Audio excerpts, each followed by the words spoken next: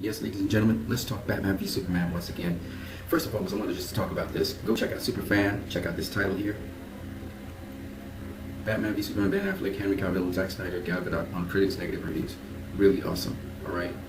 And also, this is Ozymandiano's channel. Zack Snyder explains why Batman v Superman is not funny. I think this is awesome for you guys to go check out.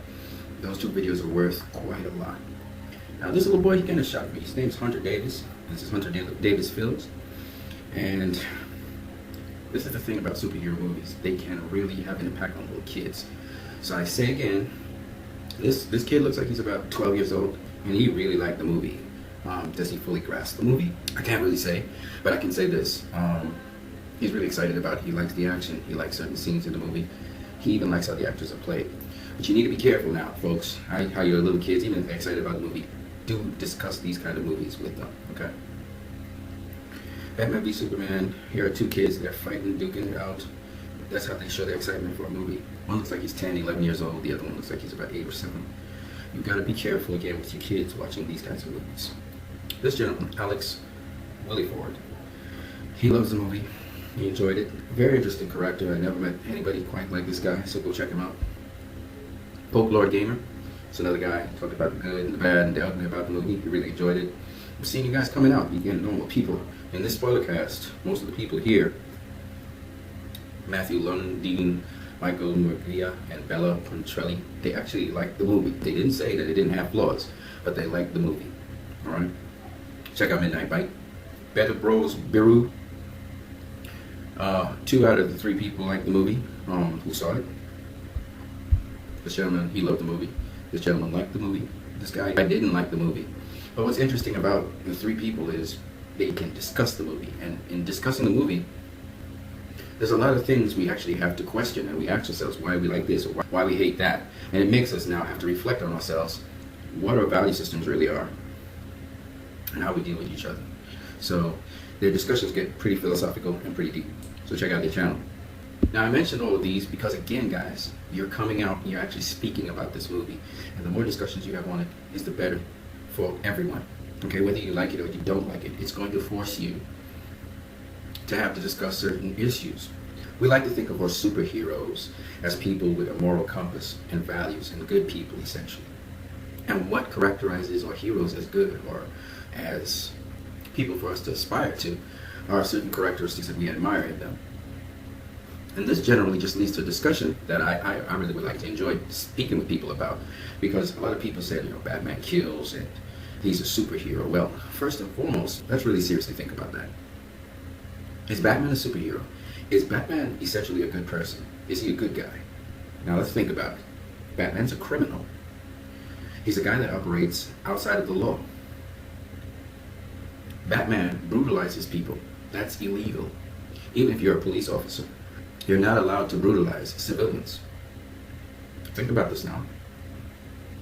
We know Batman's slightly loose. His marbles are slightly loose because he actually has to dress up in an outfit that's the outfit of a bat. So he relies on his identity as a bat to execute justice. Let's think about it now. He has this alter ego that he goes into, and he becomes very brutal and so on, just kind of like Zorro.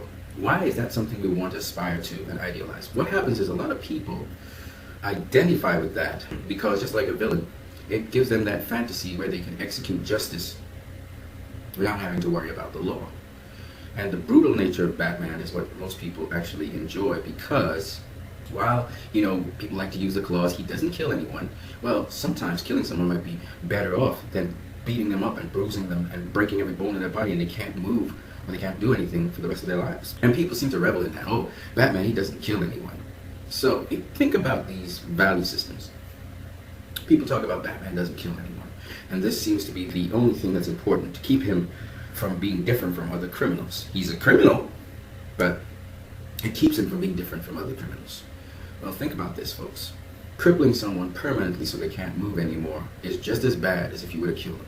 And the fact that Batman does not upkeep that so-called one rule that everybody talks about, that was emphasized in The Dark Knight, and we know now, you know, Batman actually killed, and his one rule was broken in the very movie of The Dark Knight when Joker put him in a moral dilemma where he had to either kill Harvey Dent or save the little boy, and he killed Harvey Dent.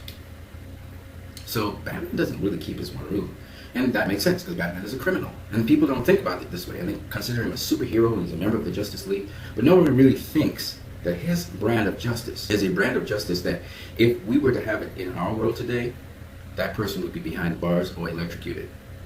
Think about what I'm saying. Whether he kills people or not. So I think that this film brings that to the forefront. And the fact that people raise this issue is because the producer and the director made it uncomfortable for people to be able to accept that level of violence and just sit down and not really think too much about what just transpired on the screen in front of them. So I think Batman brings out of us that desire to see swift, fast, brutal justice, to take out rage on someone, to hurt someone who has hurt someone else severely. And we don't really seriously think about how many laws Batman is actually breaking. You know, excessive assault, battery, and so many other laws he breaks. For some reason, people think of Batman as a hero, a superhero at that, even though he doesn't have any superpowers. And it's something worth making all of us reflect on. You know, a lot of people like Batman because, like Deadpool, he seems unorthodox. He's an anti-hero really more than a superhero. He's really a criminal who, in a very corrupt society, helps those people who are not compromised. He's kind of like Zorro. He's this outside influence who seems to always escape the law. But at the same time, the criminals are brought to justice. The system still works, but he has to help the system along. Kind of like Robin Hood and his merry men. And that's the kind of brand of justice that Batman brings to the table.